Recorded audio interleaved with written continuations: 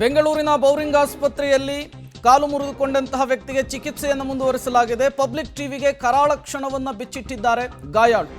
ಸರ್ಕಾರ ಮುಂಜಾಗೃತಾ ಕ್ರಮವನ್ನು ಕೈಗೊಳ್ಳದೇ ಇರೋದ್ರಿಂದ ಈ ಅನಾಹುತ ಸಂಭವಿಸಿದೆ.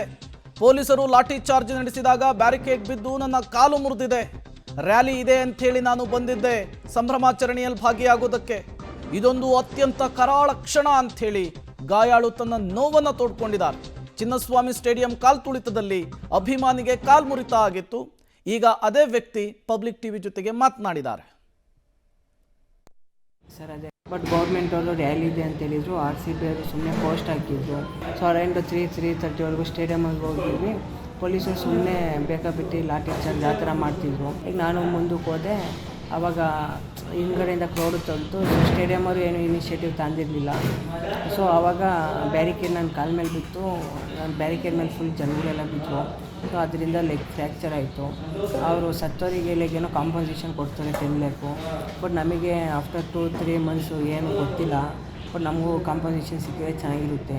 ಅದು ಸಿದ್ದರಾಮಯ್ಯ ಅವರು ಹೇಳಿರೋದು ಬರೀ 3 to 4K ಮೆಂಬರ್ಸ್ ಬರ್ತಾರೆ ಅಂತ. ಬಟ್ ಅಲ್ಲಿ ಬಂದಿದ್ದೆ 2 to 3 lakhs ಮೆಂಬರ್ಸ್ ಬಂದಿರು. ಸರ್ ಅದೇ ಸರ್ಕಾರ ಅವರು ಇನಿಷಿಯೇಟಿವ್ ತಂದಿರಲಿಲ್ಲ. ಲೈಕ್ ಒಳ್ಳೆ ಸೆಕ್ಯೂರಿಟಿ ಫೋರ್ಸ್ನೂ ಹಾಕಿರಲಿಲ್ಲ. ಸರ್ ಬಟ್ ಗೌರ್ಮೆಂಟ್ ಏನಂದರೆ ಈ ಥರ ಡೆತ್ ಆಗಿರೋರಿಗೆ 10 lakh ಕಾಂಪನ್ಸೇಷನ್ ಕೊಡ್ತಾರೆ.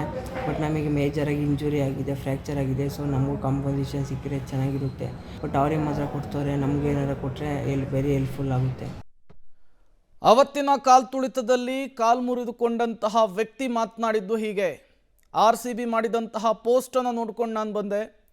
ಕಡಿಮೆ ಜನ ಇರ್ತಾರೆ ಅಂಥೇಳಿ ಪೊಲೀಸರ ಸಂಖ್ಯೆ ಕೂಡ ಕಡಿಮೆ ಇತ್ತು.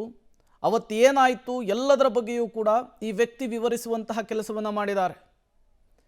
ಎಷ್ಟು ಪ್ರಮಾಣದಲ್ಲಿ ಅವತ್ತು ಜನ ಸೇರಿದ್ರು ಅನ್ನೋದನ್ನು ಕೂಡ ವ್ಯಕ್ತಿ ಎಕ್ಸ್ಪ್ಲೇನ್ ಮಾಡುವಂತಹ ಕೆಲಸವನ್ನು ಮಾಡಿರುವಂಥದ್ದು. ಅಲ್ಲಿಗೆ ಮತ್ತೊಮ್ಮೆ ಸ್ಪಷ್ಟವಾಗ್ತಾ ಇದೆ ಸರ್ಕಾರ ಅವತ್ತಿನ ಕಾರ್ಯಕ್ರಮವನ್ನು ಎಷ್ಟರ ಮಟ್ಟಿಗೆ ಅವ್ಯವಸ್ಥೆಯಿಂದ ಕೂಡಿತ್ತು ಅಂಥೇಳಿ.